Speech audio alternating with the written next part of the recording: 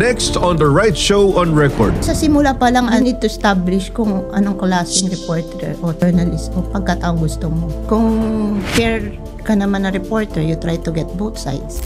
But have you experienced or encountered some death threats like that? Oo, nung Kamanava reporter ako. A Rotary Club of Manila awardee, she was a key Malacanang correspondent during the Duterte administration and later led the Malacanang press corps. We try to be neutral, but the administration thinks with our adversarial. You don't put the president in bad light. Nagmura siya. Huwag niyo sulat, nagmura siya. Paano mo siya hindi susulat on the record, nakamura siya, di ba? After years covering national politics and major controversies, she has transitioned into public relations, bringing her storytelling and media expertise to the corporate world. Alis ka na sa journalism, that's totally different thing. Yung mga napag-aralan mo sa journalism, tenets of journalism, ay kabaliktaran. Today, we will talk about her media journey, her frontline experiences, and her shift from newsroom to PR. Importanteng mag-establish ka ng sources mo. Yeah. Importante ma-establish mo yung kredibilidad mo sa sources mo. But you don't give up nga on your country. Yeah. Maniniwala ka pa rin na May pag-asa. may pag-asa. Welcome to The Right Show on Record, Miss Tina Mendez.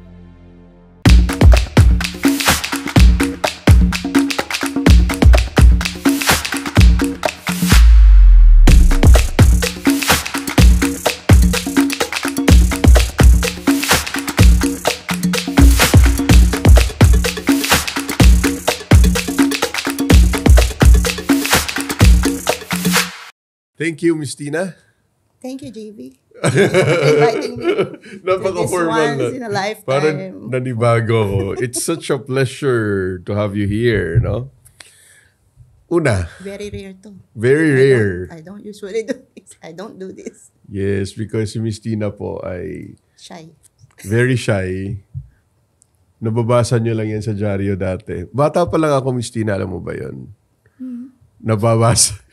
yung mga ano mo, yung mga articles mo, nung bata ako, yun yung mga kina-cut out namin. Joke yan. Oo, tapos pinapasa namin sa ano. Seryoso nga. Joke yan. Isa yung mga pangalan Hindi mo. ako yun. Pati si si Rose Miranda, kina-cut out ko yun. Sino pa ba yung mga, si Jericho Javier. Yun yung mga talagang haligi na sa ang tagal na. 2 dekada ka na pala sa media. By the way, si Miss Tina used to be the president of Malacanang Press Corps. He covered how many? She covered ilang presidente?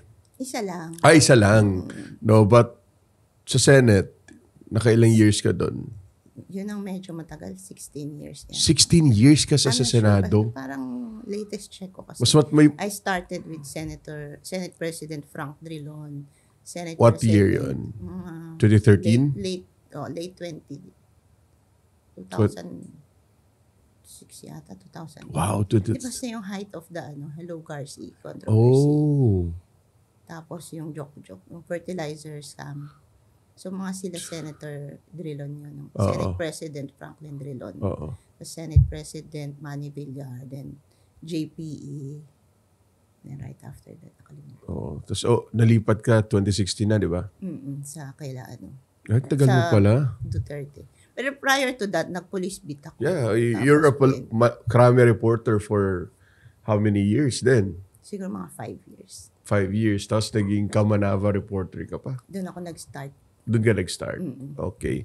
So, before that, kasi sa ngayon, nag-shift ka na sa PR. But before natin pag-uusapan yung career shift mo, let's talk about the beginning, yung paano ka nagsimula. Paano ka nagsimula sa media? Let's start at the beginning. Before you became a household name. Household name? Hindi naman tayo umabot. Pero alam mo ba, naging joke to sa media.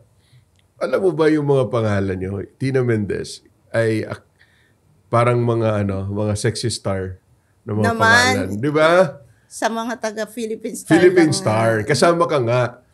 Yung mga pangalan ng mga reporters sa Kaya Philippine Star. it's better na basahin na lang kami kaysa makita ng person. Yeah, aside sa'yo, sino po yung isa sa mga... Si Cecil Suerte Felipe, tsaka our late friend. Sheila. Yung mga pangalang pang-artista, di ba? Yes. Kasi we were Alex Fernando's Angels. Who's Alex Fernando? A former editor. So siya yung nagbansag sa inyo? Pangkulit lang niya. Makulit lang yun. Magaling naman siya. Si Alex Fernando, ang banner story niya parang Wear Yellow and Die, and that started yung 1986 revolution. Hindi, parang yung lakasan circumstances ng revolution, ng yellow Okay. But what drew you into journalism? Well, nangope lang ako ng course. Hindi, joke. Hindi, yun yung in-applyan kong course sa UST. First choice talaga? Hindi, ang choice ko, Masscom. Dahil shy type ako, so nag-journalism. What's the difference? Hindi, meron kasing AB Masscom tsaka AB Journalism. Talaga magkahiwalay. Talaga? Yung Sa course sa UST? Oo. Akala ko yung mother is Masscom. Broadcast. Parang College of Masscom. Then yung the different majors, journalism, broadcast. Arts and letters. Arts and letters, tapos merong mass communication, may journalism, may philosophy, may sociology, may other courses. All under one college. Under College of Arts and Letters. Prior to that, may Philits. Doon yung mga panahon ni Julie Abdasa. Philits. What's Phyllis? Philosophy and letters, something. So, tas your first choice was Masscom. So, my friends, kahit yung mga friends ko na, college friends ko, nasa Masscom sila. Ako nasa Jorn. Okay. So, doon Jorn ako nag-stick. Tapos, right after college, sabi ko, bakit naman ako hindi mag-pursue ng journalism? Yun na yung course ko. So, tinry ko. Itatry ko lang naman, gagamitin ko lang yung course ko. And it took me like 23 years para iwanan na ulit siya.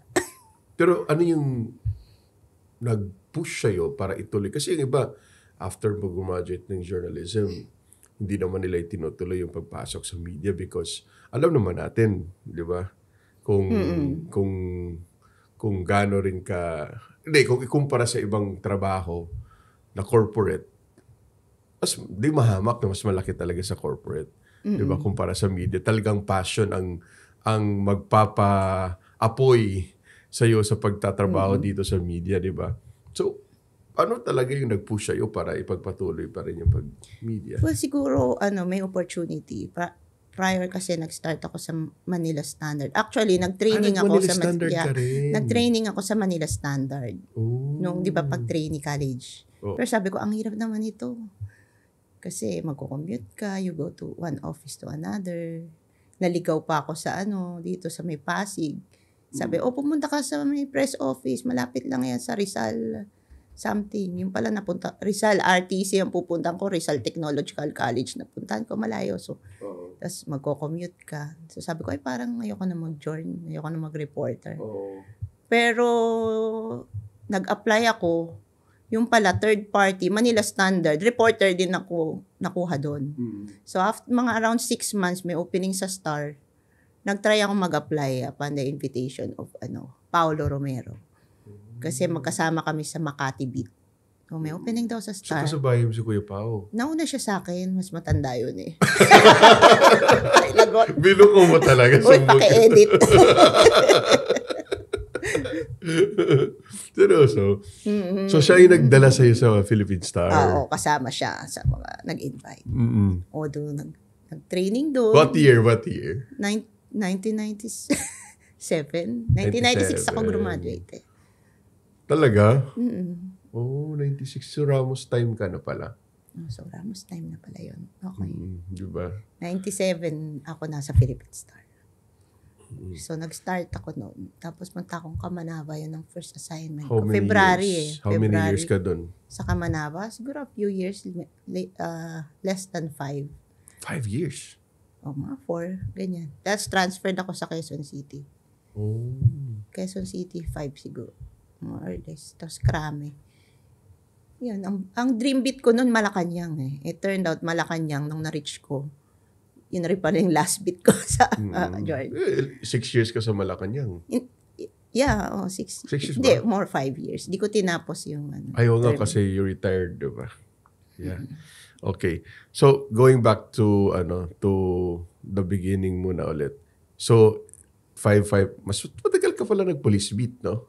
Yeah, di ba kasi kang police beat. Kaya pala, dapat lang mahuhon daw. Kaya pala yung mga kuratong ba?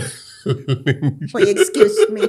Inabutan ko na lang yun. Na-cover. Ikaw pa yung nagsulat. Hindi ako yun. Hindi ako nag-uncover nun. Mas senior sa atin yun. Oh. Nag-uncover. But those people na involved sa kuratong baleling, naabutan mo pa? I don't think yung Kuratong Baleling na nabutan ko. Yung key figures daw. Key figures. Yeah.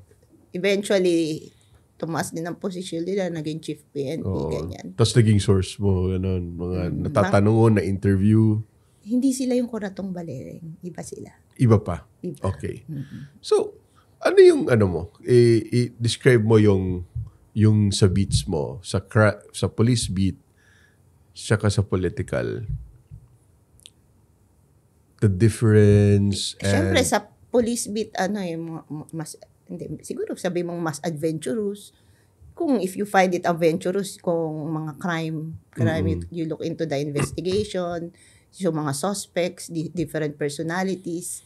Tapos kung bata ka, minsan naive ka, hindi mo alam di ba? Yeah. Hindi mo alam, dangerous pala. Kidnapping, I used to Hindi ba scary? Hindi, So, hindi ako, parang I'm not more on the side na scared ako eh.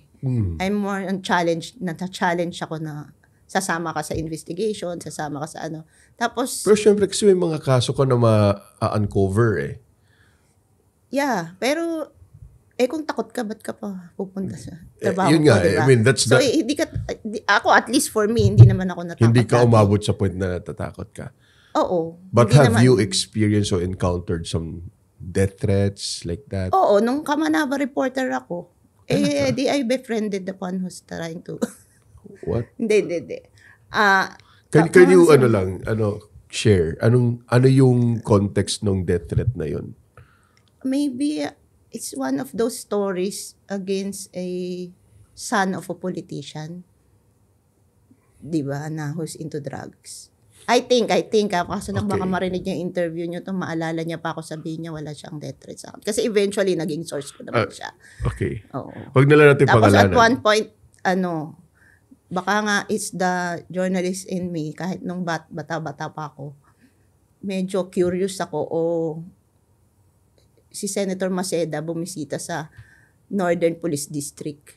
Tapos at that time, di ba nagkaalaman ng timeline, si Mayor Malonzo may recall election. Okay. So syempre, anong ginagawa ng politician dito sa sa Caloocan, may recall election nga. Senador siya noon. Di syempre popular siya noon at the height of his career, ganyan-ganyan. Hindi naman invited mga reporter, pakalat-kalat lang ako doon. Tapos syempre, nag-try ako mag-ambush interview. Tapos sabi ko, parang, Mr. Senator, what are you doing here? It's the height of the recall election. Hindi niyo po ba tinatry influensya? Out of the blue, nagalit siya sa akin, nilingon niya ako.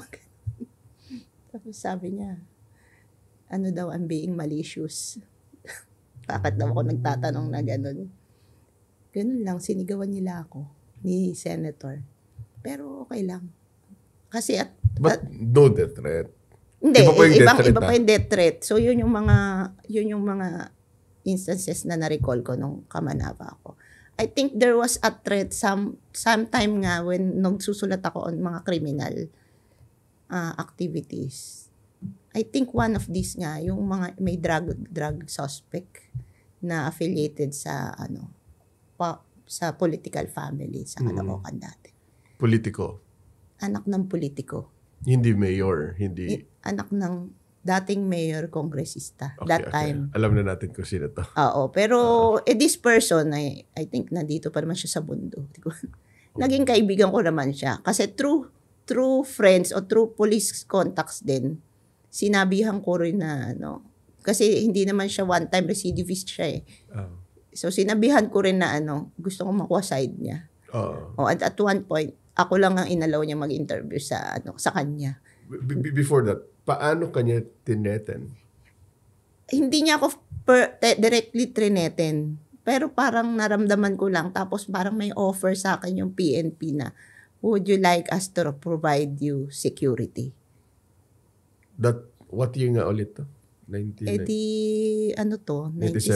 98 hanggang bago mag 2000 siguro. So, kaso lang sabi ko, bakit naman ako magbibigay ng security? Naghihingi ng security, di nalaman rin nila yung mga location ko. Local police din magbibigay. So, tinanggihan ko naman na yun. Tapos kasi, sa UST, tapang mo, ha? Di naman ako pinadala ng bala, okay lang. Kasi sa UST naman, during those times, ang professor ko, journalist din. Tapos, sabi nila, normal lang naman may mga death threats. Paano? Tinext ka? Hindi tinext. Nakalimutan ko na yung circumstances Basta, parang ganun lang. Para bang... May tumawag sa'yo? Hindi, wala namang tumawag yan. Actually, nakalimutan ko na. Naalala ko na lang yung mga... What ganun. happened? Basta tinanggihan ko yung offer ng Caloocan City Police ng security. Batang reporter, ha? Batang-bata ka pa noon. Okay lang yun. Hindi po... Pero hindi magdadalawang isip ka, pero okay lang. Hindi okay, pero kailangan mong harapin yun. Hindi ka magtatapang-tapangan, pero alam mo naman kung nasan ka. Hindi naman ako type of the reporter nang haras dun sa drug suspect. Hindi naman ako nang mikil dun. Hindi naman, wala akong masamang ginawa sa kanya. You're just doing your job. Oo. Kung may ginawa ako, sinulat ko lang na nahuli siya, ganito, ganyan. It just so happened, he came from a political family and probably talagang influential that time. So, yun lang yun for me. So, why will he take it against me, di ba? Yeah. But then, sabi nga nila, iba yung mga utak nila. Yeah.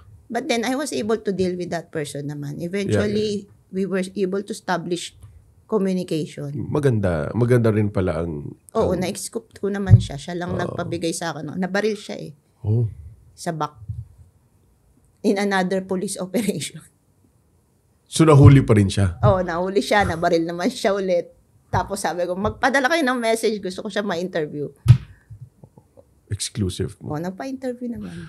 Mga ganitong insidente, mga ganitong challenges, paano ito nakatulong sa'yo para mas mahubog ka as Tina Mendez na isang award-winning journalist, isang magaling, respetado at maraming nagawang istorya? Siguro sa simula pa lang you need to establish kung anong klaseng reporter o journalist o pagkataong gusto mo. Kung fair ka naman na reporter, you try to get both sides.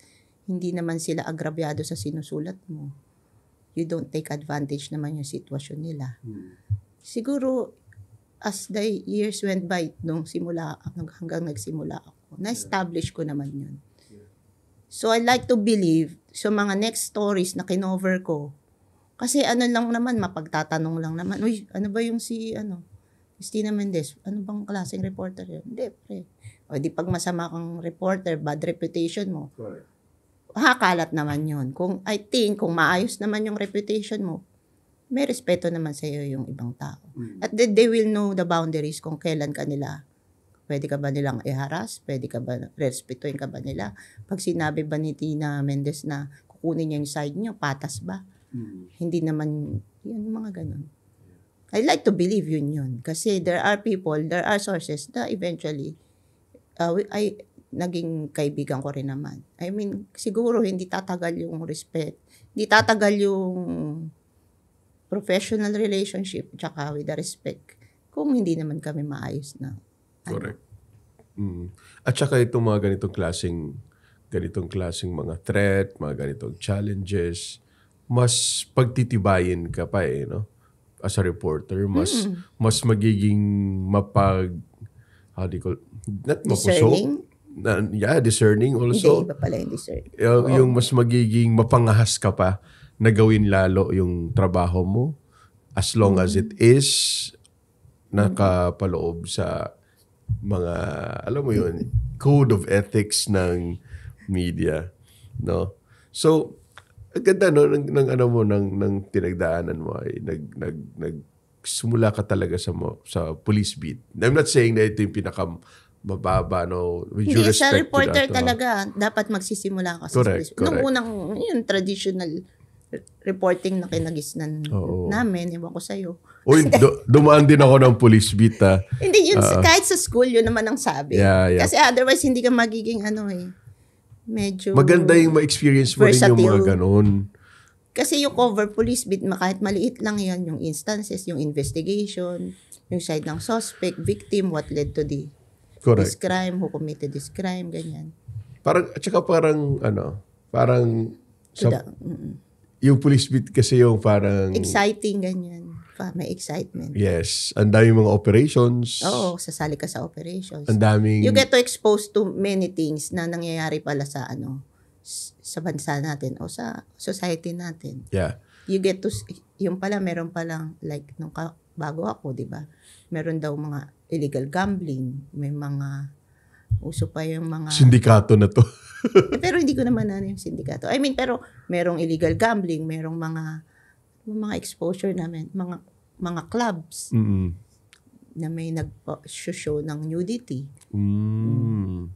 Pwede, nakapunta rin naman ako doon. At least yung alam mo, kaya pala ni-raid ninyo. Ay, ni-raid ng mga police. Sumama ka lang. Ni-raid, sumama, ganyan. At I think, late night, syempre. During your time ba, yung mga sumasama na reporters, ginagawang testigo sa mga ay, hindi pa yata umabot ng ganun. Diba kasi, hindi naman ako nung time namin, ganun na yung parang, sa mga sa drugs yata yun. Pagdating sa korte, arrest sa drugs. Kung sino yung mga sumama sa raid, sila yung magiging witness. Di ba? Ako nung time ko, akin lang, very short lang naman ako nag-police beat kasi nilagay agad ako sa political. Ang sabihin ko, isa sa pinakamalaki na kinover ko yung kay Ramjen. Revilla ba yun? Revilla. Sa BF. Yung pinatay siya ng sarili niyang kapatid. So, kasama ko dun sa isa sa mga unang nag-cover talaga. Kasi graveyard pa ako nun. Gabi. So, yun yung nangyari. And sabi ko nga, parang dito mo kasi unang ma-experience yung unang dispute resolution, yung mga crisis, di ba? Kasi makikita mo makikita mo yung proseso ng justice system, ng police, kung paano sila nag-investigate, kung paano, ma-expose ka sa ganun eh. Di ba? Ibang-iba talaga sila compared to political. Because political is more on, let's say, policy, more on politics, more on Game of Thrones, mga ganun, intriga. Dito, factual, you have to stick to the facts at ma-expose ka sa analytical, critical, mag-analyze ka ng facts based on the crime, based on the investigation. So, ang daming matutunan din sa kahit short lang yung stint ko sa police, na marami kang matutunan. Lalo ka na, nagstay ka pa sa Krame, which is the center. Sa Krame, meron nung namatay si Nida Blanca. Ikaw yung nag-cover? Nag-cover kami. Hindi naman ako lang. Kami, mga PNPB. Pero kasi hindi naman rin yun eh. Marami ring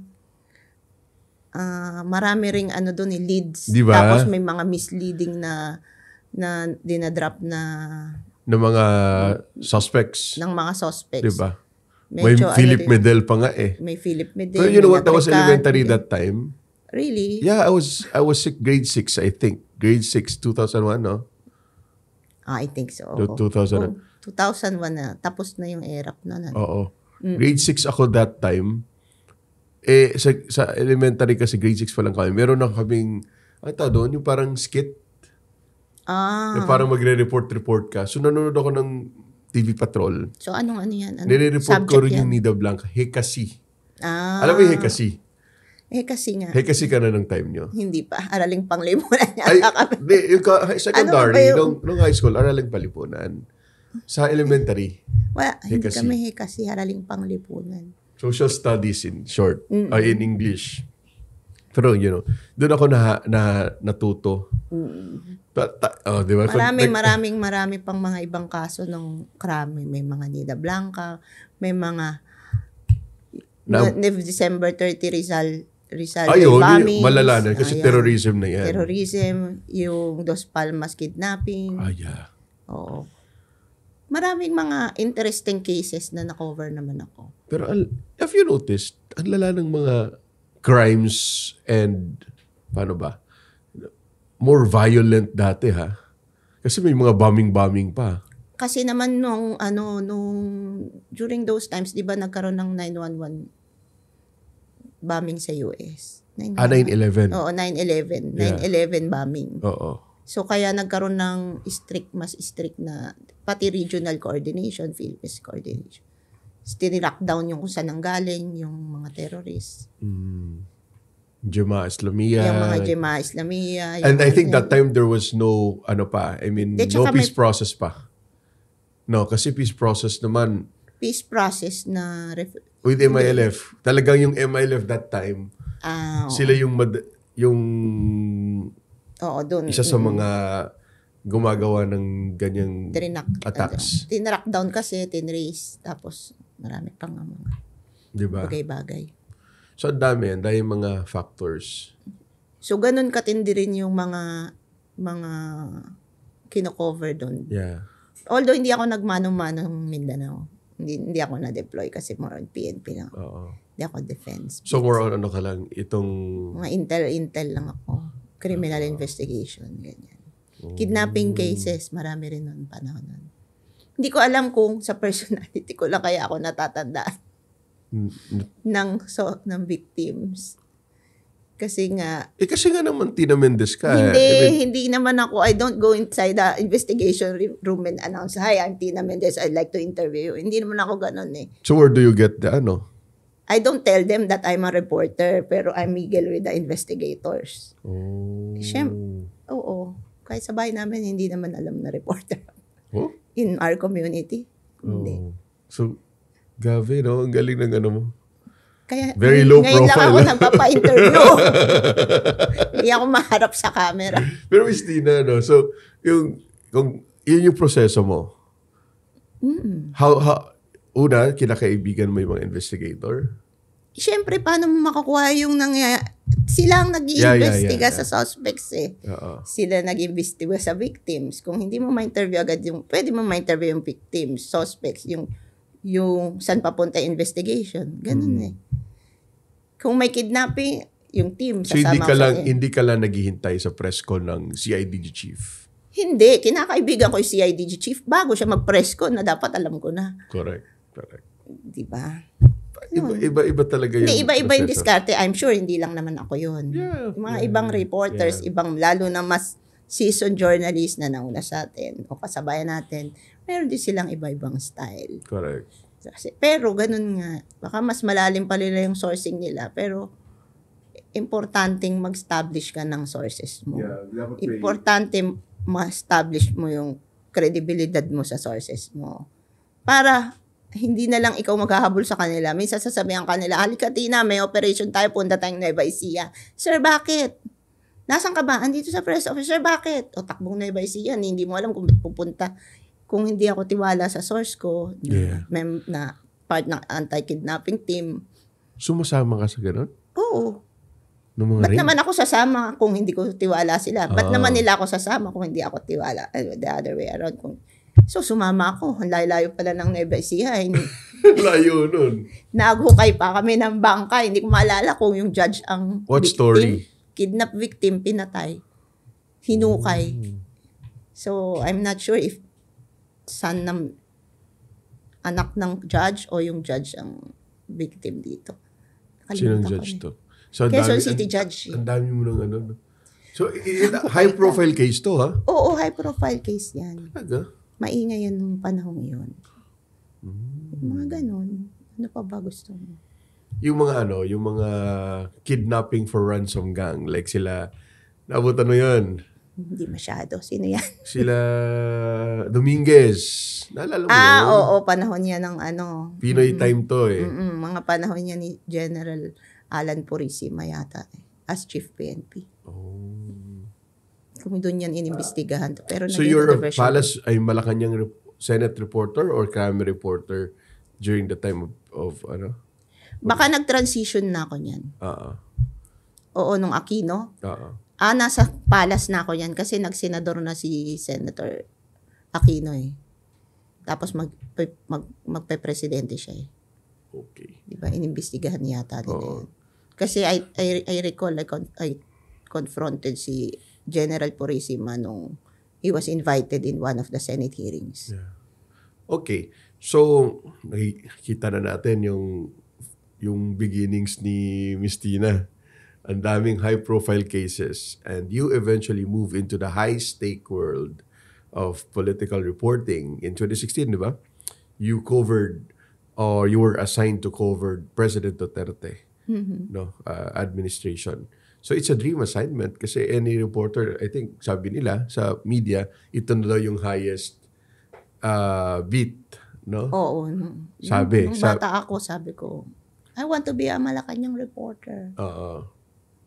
Pero hindi ko naman in-expect na ako magko-cover kay President Duterte kasi hindi ako ang nag-cover ng presidential campaign. Yeah. So,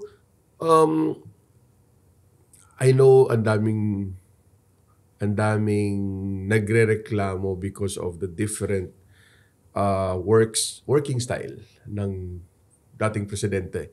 Gabi, di ba? Hindi, ako naman kasi when I was assigned in Malacanang, so ako, magko-cover ako kay Presidente. It just so happened, ganun naman yung work style niya. So, i-adapt ka lang naman dun. Kaya nga. Mag-a-adapt ka lang naman sa niya, working style niya. Ang intense, kasi iba yung working style niya. Kung dati, may fina-follow ng mga 9 to 5 or 9 to 6 na yung mga dating presidente. Although yes, if you're a reporter covering the president, you really have na may 24/7 ka rin talagang, alam mo yun, yung pagbabantay kahit na wala ka doon. Even if hindi ka naman sa Malacanang. Even if in the Senate, even wherever you are, pag reporter ka 24/7, walang holiday nga. Yes. But what was it really like reporting or covering Duterte every day? Iba kasi yung style niya eh. Tapos, yung policy niya, tapos nagmumura siya. So, personally kasi hindi ako nagmumura. Sa family namin, hindi kami sanay na nagmumura. So, para bang, minsan nakakabigla, pero isi-set aside mo yun eh. Kukunin mo kung ano bang sinasabi niya, ano ba yung policy niya, ano ba yung gusto niya iparating. Tatry mong sulat ng tama. Pero i-deny sa kinabukasan ng ating mga presidential spokesperson, Harry Roque, Salvador Panelo. But then, sulat mo yun. Kasi on record eh. Hindi naman ikaw ang nagkakamali as a reporter. Sinusulat mo sila, kinukot mo lang sila. Kung merong mali, pangit ang impression, hindi ikaw ang magka-create nun. Sila nagka-create ng impression na yun. Yes. Pero paano mo Paano mo... Di ba kasi si Presidente mahilig mag-joke? Di ba? Paano mo dinidelineate or dinidifferentiate or dinidistinguish yung joke sa policy sa seryoso? Siguro naman nasanay ka for after how many years covering him. I'm sure natutunan mo rin. I mean, naintindihan mo rin yung style niya. Kasi iba rin talaga yung pinanggalingan niya. Iba yung style niyang pamamahala niya. Iba rin yung kultura na pinanggalingan niya. Kung ano yung quote niya. Yun na lang. You don't. Hindi, lalagyan ko rin ng background. Okay. Saan galing? Wala na akong maisip na particular quote. Quote niya, kung controversial quotes to, ito yung background to bakit. Yeah. Isusulat mo lang naman siya ng the way he said it, tapos some background, etc. Yeah. At the end of the day, bahala na yung nagbabasa kung paano niya iti-take yun. Hindi naman ako mag-impose na ito yun eh. Yeah. Kung ano yung how the president said it, how he delivered it, and the background. Hindi naman ini-impose kung ano yung sa reader eh. Oo. Later on, I think naging presidente ka pa ng Malacanang Press Corps. Yeah, For how many? 1 year lang. 1 year ka One term naging lang. presidente, no? Meron ka bang ano yung mga challenges na hinarap at naayos during your time? Hindi ba maharap? I'd like to think kasi na dapat kasi ang Malacanang Press Corps supposedly fair, di ba? Yeah. Fair naman talaga kami, Yes. at least during our time. Yeah. But then, meron kasing perceived na pro Duterte and kami on the side na adversarial. Parang adversarial. Neutral. Hindi. We try to be neutral but the administration thinks with our adversarial. Because We don't always abide kung anong sinabi. Hindi naman kami sinabing wag niyo isulat yan, wag niyo ano yan. You don't put the president in bad light. Nagmura siya. Wag niyo isulat, nagmura siya. Paano mo siya hindi susulat on the record nakamura siya, di ba? Tapos may mga times kasi we cannot change their minds ng mga pro Duterte, perceived to be pro Duterte or loyal, na hindi siguro sila nagtitiwala sa journalists trying to be neutral. Kasi gusto nila na hawak nila yung narrative. I think. Ganon. so yun yung parang nahirapan ka or what? Hindi, these are challenges. So as officers official of the press corps, tinatry namin yun to reach out to the secretary of the Presidential Communications Office, your former boss, Secretary Andanar, di ba? To try to, sir, bakit naman ganito? Sana next time, ganito. Tinatry naman namin yun. And kami naman, nung batch of officers nun, nagtatry kami mag-reach out. At least, yung gusto ng majority of the press, members of the MPC, nire-relay namin. Kung hindi naman na-actionan, at least na-relay namin. Kung may mga times na na-actionan, adi mabuti. So for you, it's hindi naman ganun kahirap o hindi naman naging sakit ng ulo para sa'yo yung pagbabalanse ng coordination mo with the presidential communications while also protecting the journalistic integrity of MPC. It was always a challenge kasi nga parang ang akin, I like to believe nasa adversarial kami. You. Kami. Or Kaming at least yung team officers. ng MPC, majority lang. Okay. Kasi merong greater majority who are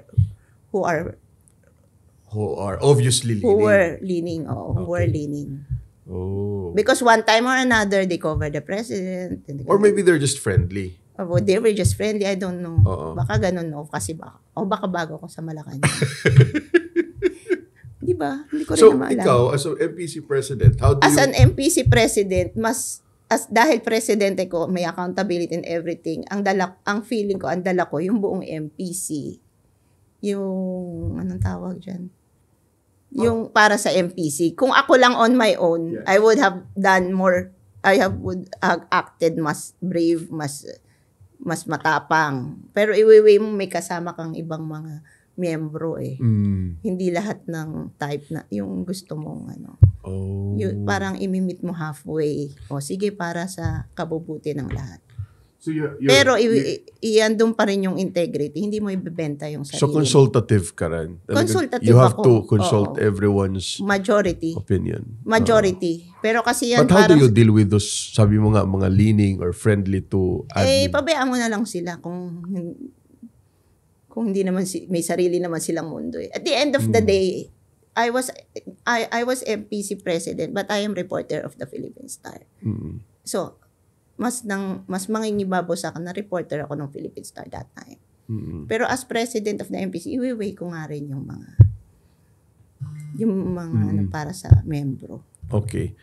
Now, covering political scandals and high-stakes stories requires a certain, doon tayo sa mga mainit na topic ngayon. Ano ba yan? Nakalimutan Mga ko. corruption scandals, mga sensitive stories, no? How do you maintain objectivity during your time? and professionalism when the stakes are so high. Ulitin ko lang how do you maintain objectivity and professionalism when the stakes are so high? Can we be specific? Like, kunwari sa Senate, nag-cover. Yeah.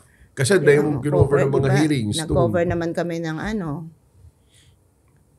GMA pala, nandun na ako. No? Hello, Garci, joke, fertilizer scam. So, based on the statements of witnesses naman yan, kung anong lumalabas sa hearings. Ano pa ba? You try to be objective. You get both sides. Ano pa ba? Renato Corona. When you get the side of the prosecution, you get the side of the defense. Minsan, kahit yung feeling mo, ito yung dapat mangyari, pero hindi, isa-set aside mo yung personal mo. Yeah. Kasi like sa impeachment, ito yung mga facts, ito yung mga lumabas. Ito yung popular opinion na ito dapat ang outcome, pero hindi pala. Yun yung nangyari. So, anong gagawin natin? Yeah. Yun. So, kumbaga parang, our stories, sabi nga ni, our job is not just to tell the story, to tell the truth. Basta kung ano sabihin nila, hindi lahat ng sasabihin nila ay totoo o paniniwalaan natin. That's why you have to get the other side of the story para balanse at ma-maintain mo yung objectivity. But you, Miss Tina, sa tagal mo sa industriya, sa media, can you share an example of a story that tested your ethics or pushed you to make a really tough call as a journalist? Gusto mo ba Malacanang? Kahit saan? During Duterte time. Ano ba yun? Ano ba yung mga nag-test sa'yo? Kasi pandemic din yun. So, hindi, that was before the pandemic. Gusto mo ba yun? Ano ba yun? Hindi. There was an issue in Malacanang. Duterte time. Okay.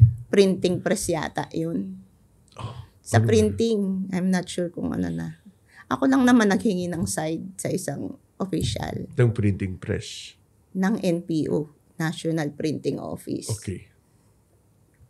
Tapos, sige, interviewin mo si so-and-so regarding that.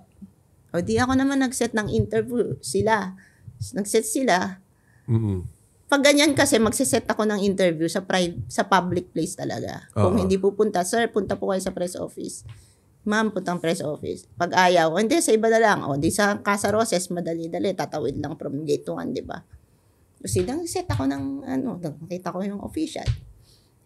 Hindi ko naman alam kung bakit naman after the meeting, nag-lunch kami, etc. May hinabot na envelope. Unang-una, you don't do that to me. Regardless, di ba? So, syempre, nakakahiya naman sa opisyal. Pahiyaan siya Hindi ko syempre tinanggap yun. Hindi na umabot sa akin yan. Ganyan lang distance namin. Sabi, sir, hindi ko, I set this interview, this meeting, inalaw ko to get the side of the NPO regarding these issues. Hindi, not for anything else. Wag mo na ituloy sa akin yan, sir. Magkakahiyaan tayo. Nirespeto niya naman yung decision ko. Tsaka unang-una, hindi ako tumatanggap. Pangalawa, police reporter ako. Kung may blue powder yan, entrapment pa. Di ba? Kung mabaliktad ako sa sitwasyon, I don't do that. I'm not that kind of reporter na. Talaga? Na ACDC. Hindi ako nagmamaganda. Pero ever since bago ako, alam naman ng mga taong na-cover ko yan. Anong ginawa ng official? Di namula siya. Siyempre, hindi niya na-pinush. Maraming tao doon. Nagkahiya. Marami nakakita. Hindi na siguro nila napansin. Casa Roses, restaurant yun, lunchtime Tsaka ang daming nagaganap. Ang daming nagaganap doon. Ang lakas ng loob niya mag-abot. Pero bakit naman doon pa? And controversial yata yung NPO that time. So, hindi ko yun tinanggap. Grabe. Mm.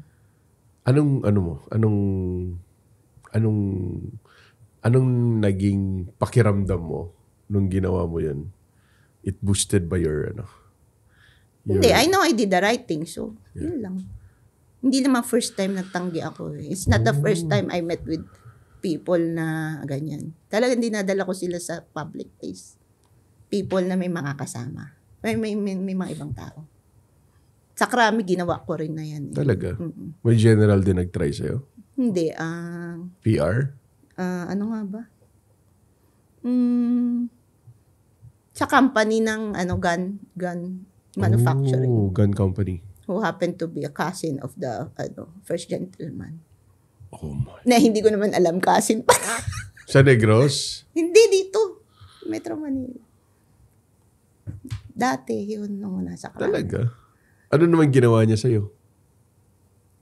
Paano kanya tinangkaang Hindi niya i-bribe? magaganon, pero gusto kong kausapin outside of, basta gusto makipag-meeting. Because you were Kasi writing some parang negative stories? yung stories ko sa sa quality ng local firearms. Manufacturing or may something sa bidding sa Krami. Mm-mm.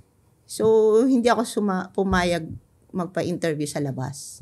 Pinapunta ko na lang sa loob ng press office para kita ng ibang reporter. Talaga? Grabe. At saka pumunta rin siya. Oo, tapos tsaka ako mapag-alis. Sabi sa akin, sino yun? Si ganun. Ay, ganun. Pinsan ni first gentleman yun. Ganun ba?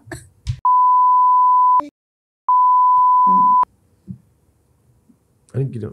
Wala naman. Nagtangka rin. Hindi naman nagtangka. Hindi na umabot doon. Hindi ka na tinangkang abutan. Hindi naman. Pero they were trying to explain kung bakit gano'n. Mali yung story, ganito. Pero kasi, syempre yung story ko, may basis naman. Meron naman ibang na-interview yun. More on sa quality yata nung that time. Grabe yan, dahil mong pinagdaanan. Pero maliit na bagay yung nakaalala ko lang. Ito, unahin ko. Nung nangyari yung death threat, nangyari itong bribe, ito yung mga challenges na kinakaharap ng matitinong mamamahayag. No? Hindi, ng lahat ng mamamahayag. Pero of course, yung mga matitino, tatanggihan at lalaban, no, sa death threat. May maninindigan. Yun ang damang Ikaw, anong ginawa mo nung nakatanggap ka ng death threat? Siyempre yung sa bribe, tinanggihan mo. Yung sa death threat, ang una mong anong ginawa mo? Kinuwento ko sa police na Nagsumbong kakilala sa ko. police. Pero hindi naman nag-report pa ba ako ng first? Yan nga, he offered Pero syempre you may mga ayun, nag-offer nga siya sa akin ng security. Ba't naman ako maghingi ng security? Di nalaman din nila kung saan ang whereabouts ko. Exactly. Nagko-commute pa ako noon. So, ingat-ingat lang. Ingat-ingat na lang. Boy naman ako ngayon. Kasi eventually when I na-assign ako sa Krami, mas challenging naman doon. Kasi Pang PNP level na mga nakikriticize Nakakatakot no? Nakakatakot? Hindi, eksakto lang. Ikaw rin ba nag-cover ng defense? Hindi, reliever lang ako nun. So your focus talaga was Krami PNP, lang? Krami. Oo. Kaya more on PNP. Ito, may mga misconception or I don't know, may impression, I'm sorry. May impression kasi that PNP is allegations rin ito is a big syndicate. Na-feel mo ba rin sa pagko-cover mo yun? Na-observe mo ba? Like what happened sa ano bang kaso yun? No, na parang mga pulis din pala ang nadadamay. Yung unahin na natin sa drug war, sa mga sabungero. Kasi, at sa tingin ko naman, maraming matitinong pulis. Maraming bad eggs. At least nung time ko, yung mga matitinong pulis, ando doon para makontrol yung mga bad eggs. Afterwards, di ko na alam kung ano nangyari sa kanila. Sa bawat generation naman siguro ng PNP, talagang may gusto. May mga scalawags. May mga scalawags. May mga gustong maging maayos ang polis. Sa ilang years? So yung sindikato, hindi ko masyadong... Christina, sa ilang years mo before we shift to the topic on your transition to PR. Sa ilang years mo po sa media, mahigit 2 dekada o 3 dekada ba? Ano sa tingin mo yung storya mo na tingin mo ay Hindi lang tumatak, kundi feeling mo you're fulfilled writing it? Di ba kasi tayo Hindi, sa... for every bit meron namang Meron yun, naman. pero hindi So, syempre, anong pinaka tumatak sa'yo? Yung hindi mo makakalimutan. At least sa syempre, police. Yung mga Nina Blanca, yung terrorism, Jemaah Islamiyah. Kasi doon nung time na kinikilala pa kung sino yung mga terrorists. Pero syempre, yung mga Jemaah Islamiyah, pati yung mga paksyon-paksyon ng mga terrorist cells, na pumunta ka na-invite ako sa Singapore, same naman pala yung pinag-uusapan na binabantayan. I'm not sure kung na-influensyahan rin lang ako ng mga police intelligence sources ko, pero hindi naman nagkakalayo yung kung ano yung nasa ibang, at least in the same region. Yeah. Kasi hindi natin kilala yung terrorist dati eh. Hindi kailangan i-uncover. Tapos may mga local crimes na na-solve. Hindi, I mean yung Nina Blanca, meron pa mga iba, nakalimutan ko na. Okay, sa political. Sa political, syempre, yung corona impeachment. Fulfilled ka? Oo, kasi yun eh, historical yun eh. First time, at least sa career ko, na nag-convene ng impeachment court. Diba? Ang dami nila. Tsaka ang maganda nun, mga legal luminaries pa lang nandun. JPE, Juan Ponce Enrile, the late JPE yung Joker Arroyo, Aquilino Pimentel, Miriam Santiago. Yun ang mga composition ng court, diba? Let's say yung parang you fulfilled, parang you're happy that you are writing it, not just because na-experience po to. Na-experience ko po. Marami kasi ang daming kumi-question din I mean, sa decision ng corona. Ikaw ano masasabi mo doon? Yun na nga yung sinasabi ko na experience na may defense, may prosecution. Akala mo ito yung outcome, pero iba. But you have to write it. Yeah. Diba? Kahit, hindi I think hindi naman siya, hindi siya guilty, pero bakit not guilty? Yeah. Well, may political something na behind the... Because impeachment is a political process. So, hindi natin alam. Tapos, na-acquit pa siya sa Sandigan Bayan. Oo, eventually. So, di ba parang... Ako, that time, I also covered that. I was also parang supportive doon sa desisyon. Feeling ko naman talaga si Corona. Feeling ko. Pero nung na-acquit siya sa parang nung binasa ko ulit, ay, politika lang lahat. Actually, ako, nung decision na guilty, alam ko na iba na yun akin eh. Alam ko hindi guilty. Kasi political nga simula eh. Ano ba dinesisyonan niya nung panahon na yun? Hacienda Luisita, di ba? Yeah, and then, malas-malas na siya, biglang nagkaroon siya ng impeachment. Correct. So, parang gano'n na yun. So, ikaw, ano yung mas naging fulfilled ka na storya? Fulfillment. Meron bang policy na tingin mo, na may isa bang polisiya na nireport mo na ang daming natutunan ng tao? Yung ganun ba? Hindi ko sure eh. Parang hindi ako dumating sa realization. Mga ganong realizations na parang, ako like for example, hindi ko naman kasi minamagnify yung sarili ko eh. Hindi ko ugaling, ang galing ko naman, ito yung... Ay, hindi naman sa ganon. I mean, kumbaga parang, masaya ka lang. Every story, I think, nung ginawa ko, every investigation, sinulat ko naman ng tama. Nilagyan ko naman ng both sides. Naging fair naman ako siguro sa mga taong involved. Hindi ko na maalala yung mga yung mga particular. Yeah.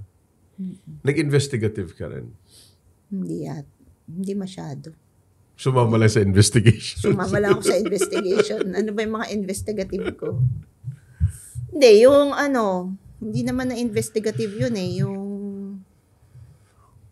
yung namatay sa, Mamasap, Ayun, yung sa 44. Sa 44, yun. Kasi, Malacanang nun? Hindi, Senate. Yung investigation eh. Kasi may efforts din na iiba yung direction nun eh. Tama ba ako?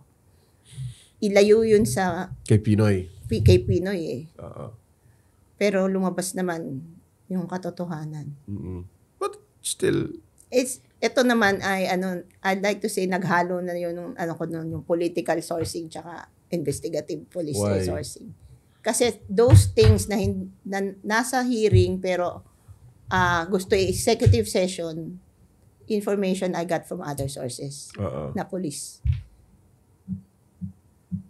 So, ika-counter mo na lang siya sa sinabi sa investigation, tapos babalikan namin yung transcript, Tapos pag nasulat, magiging next topic na sa susunod na sa susunod na hearing. So naging naging bentahe mo yun na dati kang police or crime reporter when you were in the Senate. Kasi mas lumalawak yung sources mo eh. Pati mga police sources mo eh. You leverage your police contacts to get deeper stories, or deeper details. Right? Kasi merong mga executive session, bawal. Kasi kung doon ka lang talaga magre-rely sa hearing ng Senate. Tsaka napakahirap kumuha ng detalye sa Senate para kumuha ka nga ng transcript. Hindi. Tapos na yung story, pasay na. Noon, di ba? Pasay na. Tsaka hindi ka pa makakuha ng transcript. Kasi? May mga proseso, apply mo yan. Sourcing lang. Parang ngayon yata mabilis naman Hindi ko na alam. Hindi ko na sure. Hindi lahat nakakakuha ng transcript. Talaga? Hindi yung transcript ng interview, yung transcript ng hearing. But it's live naman. Hindi, kailangan balikan eh. Kailangan mong balikan. May mga babalikan ka na, oo nga, sinabi ng hearing. Okay. Tapos from there, kukunin mo yung info. So, malaliman din. Check mo sa police, check mo sa, nagkaroon ng investigative body yung PNP. So, yung mga ganon. Tapos, nagkaroon pala ng pork barrel. So, I like to believe yung issue ng pork barrel naging maayos naman ang sulat doon. So, kung yun ang hinahanap mo, at least na-try namin na expose. Hindi naman lead ang star doon. Pero, okay. So, ilang dekada ho ninyong pag-report, yung mga nangyayari ngayon sa Pilipinas, anong masasabi mo? Paulit-ulit lang? Recycled? What? Parang ano ba? Minsan isipin mo kailan tayo matututo. O lagi na lang, kawawa naman Pilipinas. Diba? Parang paulit-ulit lang. Pero mga may PDAF scam happened 10 years ago or more than 10 years ago. Tapos ngayon, pork barrel ulit ang pinag-uusapan. Hindi, budget. Budget. Pork barrel. But budget insertions. Budget insertions are technically pork. Di naman yan. Di ba? Minsan nakakadismaya. Di ba? Na paulit-ulit tayo, you never learn. Pero you don't give up on your country. That's the only country. Exactly. Yun lang. Ayoko na okay. Don't talk about diba?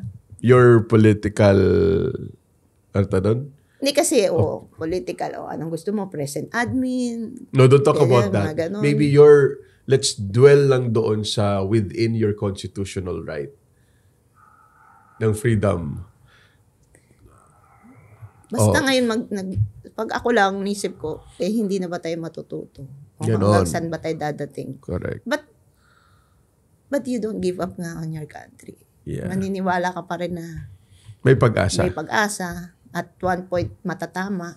At one point, hindi lang particular na interest ang mananalo. Ako naman,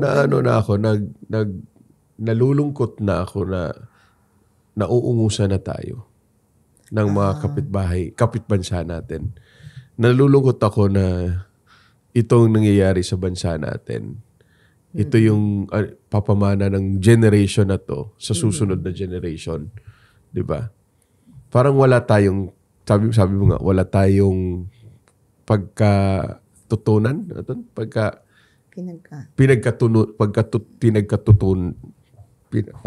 Di na tayo natuto. Di na tayo natuto, parang gano'n. Paulit-ulit na lang.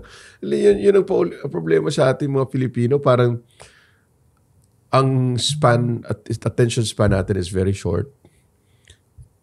Tingnan mo, ilang weeks lang to, nakalimutan na natin yung nangyari sa Cebu. Diba?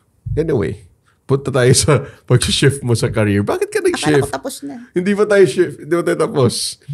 Okay. Bakit ka nag-change ng career nung kasagsagan ng pandemya? Yun diba? Oo.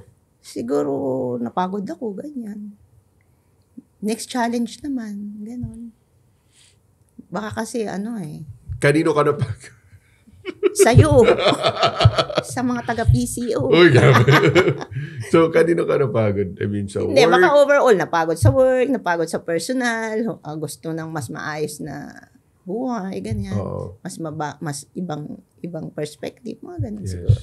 Oo. Try ko lang, 'di ba? Baka mas maigi mag-shift na ako at this point. So you applied. So nag-try naman ako, may opening daw. Yeah.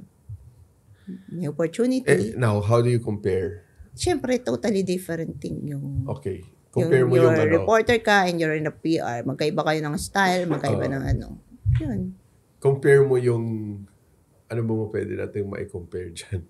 Sabi nga ng isang mentor ko dati, sabi niya, mag-alis ka na sa journalism. That's totally different thing. Yung mga napag-aralan mo sa journalism, tenets of journalism, ay kabaliktaran. Bakit? Sa PR. Magsusulat ka pa rin naman sa PR. Oh, yun na nga. Siyempre, kanya-kanyang perspective yan. Sa kanya-kanya rin namang diskarte yan. Sa ngayon na nasa PR ka, yan ba yung na-discover mo? Is Hindi, it different? magkaiba lang talaga sila. Magkaiba. Paano magkaiba? Siyempre, dati ikaw ang searching for truth, trying to write kung anong ganyan. Ngayon, PR, different kasi yung brands ng inaalagaan mo. Hindi naman na yung mga, hindi na political masyado, hindi na masyadong laws, hindi na yung process of ganyan. Okay. So, yung hinahandle mo brands. Then now, how do you approach it differently in a corporate environment against in the newsroom? Mas formal sila. Ha? Hindi, okay lang. Ganun pa rin, mas formal lang sa corporate world. Basically, the same naman. I also write PRs. I deal with media. Ganon. Sometimes marketing. Mm-hmm. Tsaka more on products nga. Brands, hindi Ang pinaka-major, personalities. can you say, I'm sure you agree, no, na ang pinaka-major difference ng media, newsroom, at ng PR, aminin natin to, is the compensation. Kasama na rin yun, diba? syempre.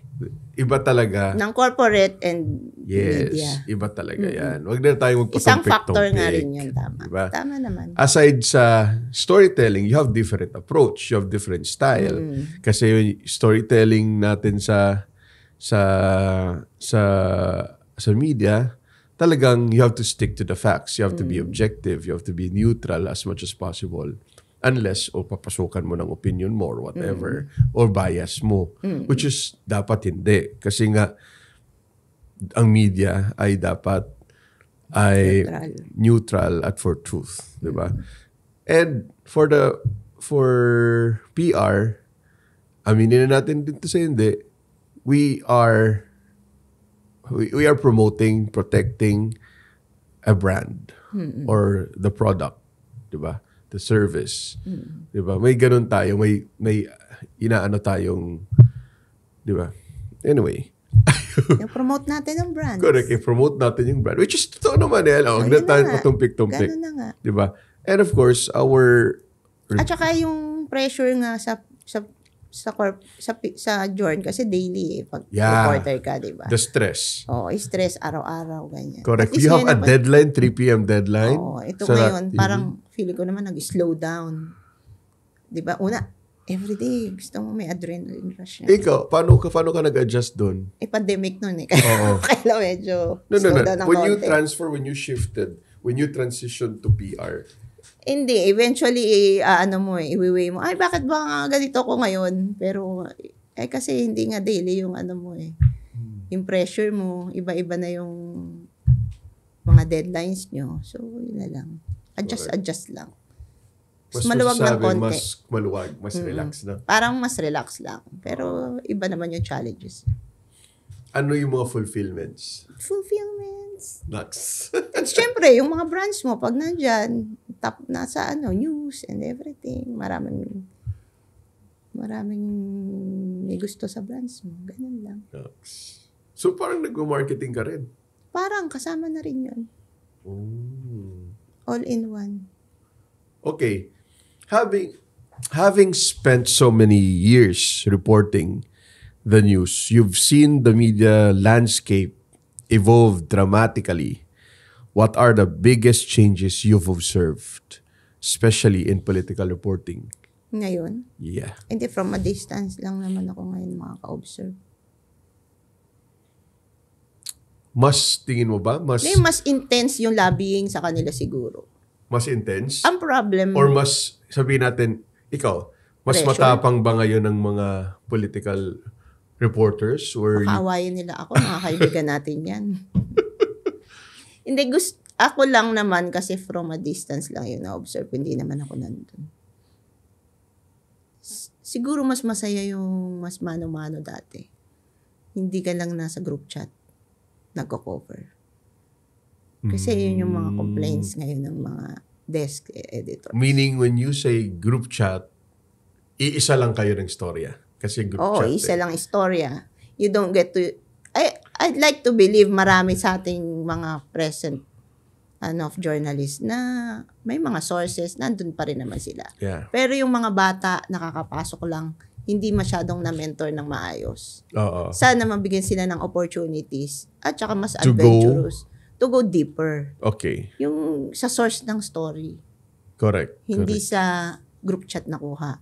Kinuha yung side sa group sa chat. Sa PR. Sa press release.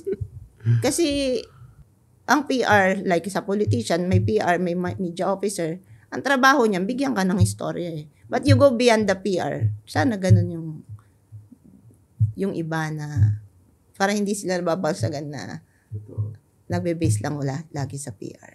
Mas adventurous. Actually, yung alam mo, mas senior sa atin, mas adventurous pa yung buhay nila. Kasi, correct. Kasi walang fax machine, walang text. Walang mobile phone. Yes. Diba? Walang laptop. Walang laptop. Mano-mano nagsusulat. Oo. Fax nga lang nila pinapadala yung yung copy iba nga nila. Bago magkaroon ng fax, dinadala pa nila yung copy nila doon sa opisina. Diba? Yeah. Mas madali ngayon kasi may internet, may wifi, madali maghanap ng background. So, kung kailan mas madali lahat, mas naging bumaba yung quality? What can it...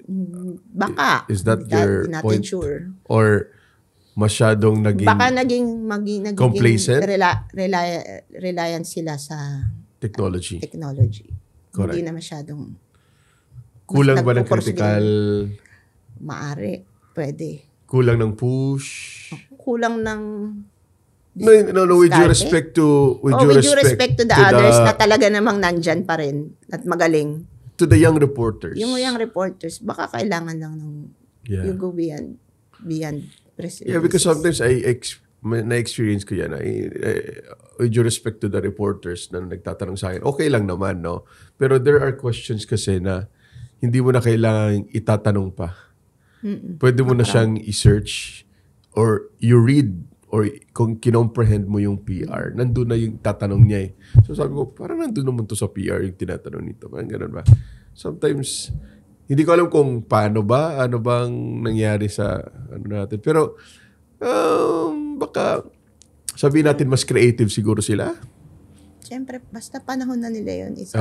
Panahon nila yan ngayon. I-prove nila na mas maganda yung... Yeah. The Gen Zs and the Gen Alpha reporters. No? Mga marami. Tapos na ako sa panahon na yan eh. Sila naman, sila na ang mag-navigate. Pero nami-miss mo ba, Miss Tina? Minsan-minsan lang. Minsan lang. Kaya nga nandito ako ngayon kasi nami-miss ko yung ginagawa ko. We're doing this because I miss on-cam or doing mga mga media stuff. Excuse me. Looking back at your journey from the newsroom to Malacanang to PR, what is one key lesson or insight you want the listeners or viewers to take away? Hirap. They just be true to yourself. Stick to your morals. Stick to what you believe in. Tsaka, yung tama. Maraming challenges, maraming temptations. It's just a matter of knowing how to face those challenges. And to say no to temptations. Merong mga minsan, tinatry kang maging yung kausapin, ganun. Pero at some point, alam mong ang pwede, alam mo ang hindi.